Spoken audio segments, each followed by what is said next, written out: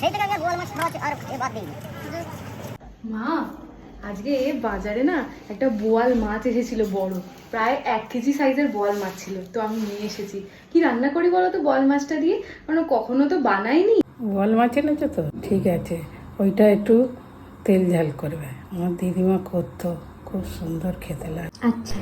4 piece বোয়াল মাছ নিয়ে নিয়েছি, তার মধ্যে হলুদ, লবণ আর অল্প একটু সর্ষের তেল ভালো করে মাখিয়ে নিয়ে 5 মিনিট মতো রেখে দেবো ম্যারিনেট হওয়ার জন্য। তারপর সর্ষের তেল গরম করে তাতে মাছগুলোকে ভালো করে ফ্রাই করে নেব। আঁশ ছাড়া যে কোনো মাছই খুব ফাটে, তাই এটাকে অবশ্যই করে ঢাকা দিয়ে তারপরই ভাজতে হবে। তারপরে ডুমো ডুমো করে কাটা আলুগুলোকেও ভেজে নিলাম।